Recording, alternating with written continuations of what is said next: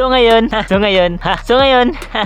ito yung update ko sa video na ito. Yan. Sa in progress problem ko. Kasi nga ang daming nagtatanong sa akin kung paano o kung ano na yung update. Update ng step to in progress ko. Kaya sa video na ito, ituturo ko sa inyo kung paano masolusyonan yung problema mo sa in progress na yan. Yes, napakadali lang. Napakadali. Sa sobrang dali, na-monetize na din ako. So, wala nang pagtumpik-tumpik. So, mag-start na tayo kung ano yung una nating gagawin. So, bago tayo mag-start, kapag mayroon kang existing AdSense account, mag-i-email yung AdSense sa'yo na, uy, mayroon kang existing account, dapat mo daw i-delete or gumawa ka ng bago. Parang ganun yata. Hindi ko kasi binasa. Yung una lang yung binasa ko. At dahil nga mayroon kang existing AdSense account, talagang nagre-research ka kung paano i-delete yung existing AdSense account mo. Yun, sa kaka-research mo, nakita mo kung paano siya dinelete. So, dinelete mo naman. Oo, dapat lahat ng existing account dapat mong i-delete. At dahil nga dinelete mo yung AdSense account, dapat mag-e-error yung step 2 mo. Kaso hindi, na in progress pa rin ang nakalagay sa step 2 mo. Kabahan ka na. Yan yung mga nangyari ngayon. Yan yung pinakamasakit. Yung hindi tayo mahal ng AdSense. Yung iba napipix naman agad. Kaso yung iba parang may problema yung AdSense. Hindi yata ang AdSense ang may problema. Tayo yata. Mukhang tayo.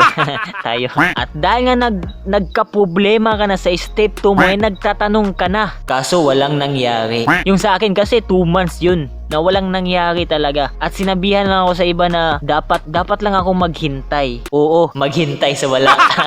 So yun nga, nakita ko si ma'am kasi yung problema niya at yung problema ko parehas. Mahirap naman kung magkaiba, 'di ba? So yun nga, na solusyonan niya at monetize na siya ngayon. Shinare naman niya sa akin kung paano niya ginawa. So ito yun. So dapat ka nang makinig. Huwag mong skip. So number 1, anong dapat mong gawin? Una, pupunta ka sa Google Chrome. Tapos doon sa Google Chrome, ilalagin mo yung mismong account or mismong Gmail na nakalink mismo sa step 2 mo. Oo, yun ang dapat mong gawin. Paano yan? Deleted na yung AdSense account ko. Okay lang yan. Kapag nandun ka na sa Google Chrome, itatype mo lang yung problema mo. Tulad dito, tulad sa ginawa ko, step 2, in progress problem. So yun yung tinatype ko, tulad sa gilid ko. Gilid, So yan yung tinype ko. So lalabas na yung may mga problema na mga YouTuber dyan. I-click nyo yan at itatap. Tapos sa gilid, kung makikita nyo, mayroong 3 dot dyan. Dot? Hindi pala. Bagis, 3 bagis, 1, 2, 3, 3 bagis. Itatap mo yan or i-click. Pagkatapos, makikita mo na yung mga may nakalagay dyan. So, merong nakalagay na AdSense. I-click mo yung AdSense na yan. Minsan, manghingi yan ng password kasi nga i-verify talaga ng Google kung ikaw ba talaga yan. Baka kasi iba. So, kapag okay na, mapupunta ka mismo dyan sa AdSense na yan. I-fill up mo yan. Fill, tapos up. Kapag na-fill up mo na, isa-submit mo na. Kapag na-submit mo na, maghihintay ka ngayon ng ang pinakamatagal mga 24 hours. Yan ang pinakamatagal. Pero sa amin kasi mga mga 6 hours. Parang ganun lang. So, pwede ka munang matulog. Tulog ka muna. So, yun nga, mag-i-email na yung AdSense. AdSense. So, yun nga, mag-i-email na yung AdSense sa Gmail mo. Gmail, tapos sa email. So, mayroong nakalagay dyan na may existing AdSense account down. So, ganun. So, ang daming mga sat-sat. So, basahin nyo na lang yan. Pagkatapos, kapag pupunta na kayo mismo dun sa studio nyo, sa YouTube studio nyo, mag-i-error na yan.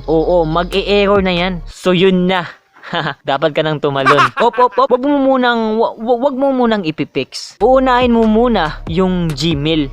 Kasi nga, gagawa ka ng bagong Gmail. Ang importante ay ang mahalaga. So, bago ka gumawa ng bagong Gmail, dapat na-delete mo na yung mga AdSense account mo, ha? Dapat na-delete mo na lahat yun at na-delete mo na din yung pag-fill up mo ng AdSense. Dapat na-delete mo na din yung AdSense na yun. Dapat lang. Oo, dapat lang. Kapag okay na, see, gagawa ka na ng bagong Gmail mo. Oo, dapat totoo ang mga pinipill up mo dun. Totoong pangalan mo, totoong edad mo, or totoong gender mo.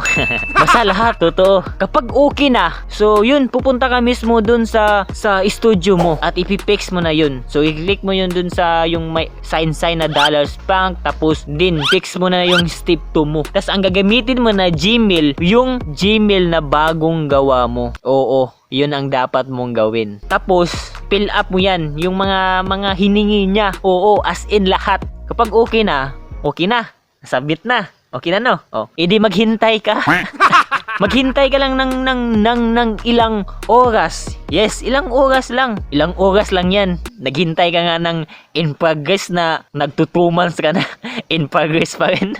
So, ilang oras lang. Magdadan na yan. At dahil nga magdadan na yan, in progress na yung step 3 mo. Tapos, maghintay ka ulit ng ilang oras. Oo, ilang oras lang din. Mga 3 hours, 4 hours. Parang ganun. Tapos pupunta ka sa Gmail mo. Yun, congratulations. Ha! So yun lang.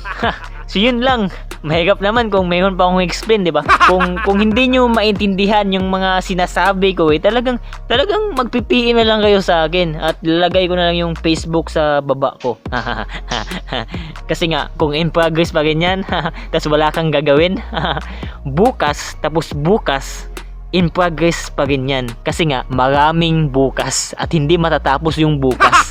Hanggang aabot yan ng taon, in progress pa rin yan. Kaya ako sa'yo, susundan mo yung sinasabi ko. Yun lang, yun lang.